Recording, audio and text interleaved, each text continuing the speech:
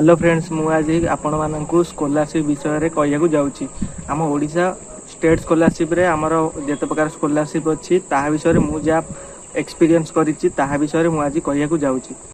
आपण गोटे कथा मन रखंतु, आपण साइबर कैफे वाला ठारू भरसा करंतु नाही। सेमानकर अधा नॉलेज थाए, सेमानक तो प्रायतः साइबर कैफे वाला किसी जानि नथांती स्कॉलरशिप विषय रे भल भाबरे। हेले मु तो ग्रेजुएशन सरीछि, मु जानिछि एबेका कोन चलछि स्कॉलरशिप विषय रे। कौन भी स्कॉलरशिप अप्लाई करिया पूर्व आपण प्रथम यूट्यूब किंबा स्कॉलरशिप वेबसाइट रिसर्च करके अप्लाई करंतु। तो साइबर कैफे वाला कथार पढ़ी आपण स्कॉलरशिप अप्लाई करंतु नाही, न आपण पछतैबे।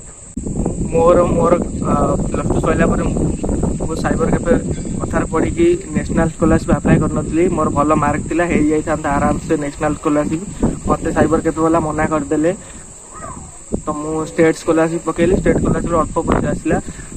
मोर जन सांग नेशनल स्कॉलरशिप पकेइला, तार 15,000 ना 18,000 मोर मन पड़नी आसला तार फास्ट वर्षटा। तो ये साइबर कैफे वाला को पाखरे अधा साइबर कैफे वाला पाखरे नॉलेज न थाए, खाली बेकार पिला टाइम वेस्ट कर जानी हेले प्रायतः ठकामी कर। प्रथम हूँ आमर स्टेट स्कॉलरशिप जोटा कि आमर post matric scholarship. Post matric scholarship रे 50% मार्क दरकार, आ एससी एसटी मार्क दरकार नहीं, खाली पास करथिबा दरकार। किंतु स्टेट स्कॉलरशिप रे मु देखुची प्राय पिलांकर पार्शियल पेमेंट आसुची। जदि आपनकर 50% माने आपन जस्ट पास करचंती, आ जदि आपन नॉर्मल मार्क रखचंती, जदि 55% तळकु मार्क आपनकर अछि, तो आपन पोस्ट मैट्रिक स्कॉलरशिप अप्लाई करंतु।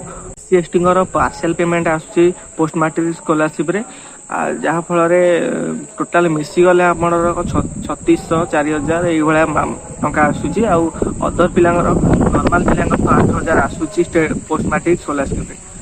गोटे कथा मैं आपको कही रखुची, post matric scholarship, national scholarship बा ई मेधावृत्ति तीनटा भितर आप गोटे मात्र अप्लाई करेंगे। सेकेंड आमर हूँ नेशनल स्कॉलरशिप। नेशनल स्कॉलरशिप तो बहुत प्रोब्लेम एबे होउची। आप भल मार्क अच्छी मुझे रेकमेंड करी ई मेधावृत्ति स्कॉलरशिप अप्लाई करिया को।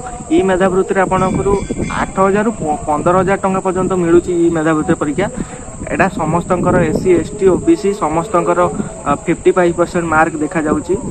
तो मु रेकमेंड करी निश्चित आप ई मेधावृत्ति स्कॉलरशिप अप्लाई करंतु। तापर आम थर्ड रे आछी हमर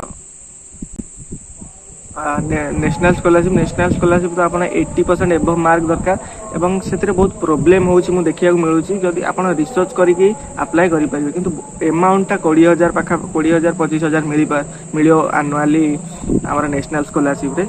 तो एहा पर होउची लेबर कार्ड स्कॉलरशिप, तार नाटा टी मन पड़नी, से स्कॉलरशिप नाटा मु स्क्रीन ऊपर देखे देबी। तो लेबर कार्ड स्कॉलरशिप रे आपन खाली लेबर कार्ड दरकार। आपन स्टेट स्कॉलरशिप कौन भी स्टेट स्कॉलरशिप, नेशनल स्कॉलरशिप किंबा ई मेधावृत्ति कौन भी अप्लाई करथिबे, प्लस आपन लेबर कार्ड स्कॉलरशिप अप्लाई करि परिबे। एटा गोटे प्लस पॉइंट, किंतु आपन लेबर कार्ड थिबा दरकार। हेले आपन अप्लाई करके कॉलेज रे देले आपन को से 8 रु 15,000 पर्यंत मिली परिबो टंका। मोर मध्ये रेकमेंड ई मेधावृत्ति स्कॉलरशिप रहिबो। आ कौन सी एससी एसटी कर भी पार्शियल पेमेंट प्रॉब्लम नाही, बट कौन सी प्रॉब्लम नाही एई ई मेधावृत्ति स्कॉलरशिप रे। आप मोर एति गाइडेंस थिला। जदि आपन कौन भी डाउट हो आप कमेंट करेंगे। स्कॉलरशिप अप्लाई करिया पूर्व निश्चित यूट्यूब किंबा वेबसाइट रिसर्च करेंगे। साइबर कैफे कथा केबे भी सुनिबे नाही। प्राय साइबर कैफे वाला किसी भी जानी ना भल भाव यार इनफॉरमेशन जानी ना। स्कॉलरशिप रिलेटेड कौन भी आपंकर जब प्रोब्लेम थी आप कमेंट करेंगे।